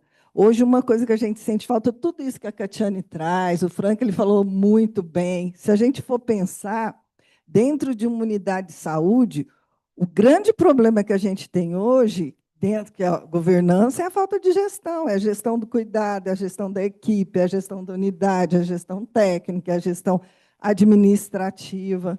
Eu sou uma defensora disso, porque durante muito tempo, como não é uma especialidade, meus colegas chegavam assim para mim: uai, Ana, você deixou de ser médica? Na minha época não tinha cursos, Frank, igual você fez agora, que hoje, graças a Deus, o médico jovem está criando liga de gestão e empreendedorismo. É uma coisa que eu acho muito interessante, porque nós somos gestores enquanto médico, se a gente for pensar. É a primeira coisa que a gente faz quando a gente forma, é fazer gestão. E a gente não tem essa formação. Eu queria só... Olha só que interessante, eu vou finalizar minha fala aqui, claro, se tiver mais perguntas eu vou responder. Mas, assim, olha que interessante como um encontro sobre ensino médico, sobre campos de estágio, como está tudo interligado, o ensino médico com o resto da prática médica que a gente tem, porque tudo está ligado a isso. Então, muito interessante as nossas discussões. Bom, ainda há espaço para mais perguntas, questionamentos, óbvio, mas eu queria dizer que esse momento aqui, ele não é para fechar uma discussão, esse momento é para abrir uma discussão. Esse não é o fim da história, é o começo de uma história, né? Então, só de conversar com uma pequena representatividade das entidades formadoras de médicos do Estado, já surgiu bastante coisa, bastante ideia. Eu acho que esse é o ponto de partida para a gente fazer isso se avolumar realmente com o cadastro obrigatório, né, que tem que ser implementado dos coordenadores de curso de medicina. Nós vamos conseguir um diálogo muito mais efetivo E é interesse do sistema conselhal, é interesse do CREMEGO, já era interesse, que ficou maior ainda depois desse momento, a gente estreitar esse diálogo e ter realmente um trabalho contínuo dessa comissão. A doutora Alcindo falou muito nas reuniões de ontem, né, que teve com a plenária de conselheiros e também com a diretoria e com a comissão de ensino médico, de que a ideia é que a comissão de ensino ela funcione muito semelhante à CODAME, que é a Comissão de Divulgação de Assuntos Médicos. Então, que ela tenha um trabalho permanente, que ela tenha não uma ouvidoria formal, mas que ela seja uma ouvidora, né, do sistema de ensino médico de Goiás, e que ela trabalhe, a princípio, não como uma entidade punitiva, mas como exatamente de diagnóstico, consultiva, colaborativa, no sentido de achar soluções. É óbvio que aquelas situações críticas em que a solução não se apresentar, houver resistência, aí talvez nós vamos ter que chamar as normas reguladoras. Mas a ideia é que essa comissão não seja só uma comissão de papel e que ela realmente funcione aos moldes de que a CODAME funciona e funciona bem. E se não houver mais manifestações, eu gostaria de encerrar aqui, agradecendo a presença de todos, né, que tiraram essa manhã de sexta-feira para estar aqui com a gente, das autoridades, dos colegas, dos coordenadores. Agradecer mais uma vez, foi um prazer conhecer o doutor Alcindo aqui, um conselheiro federal, cuja atuação nos enche de orgulho, nos enche de motivação para trabalhar por essa causa, né? E nos contagiou realmente a encampar essa ideia e o Divulga CFM aqui em Goiás, eu posso garantir que vai dar muitos frutos. Obrigado. Muito bem, senhoras e senhores, o Conselho Regional de Medicina do Estado de Goiás agradece a presença de todos E que este encontro fortaleça uma medicina cada vez mais ética, científica e estratégica. Um excelente fim de semana a todos, nosso muito obrigado.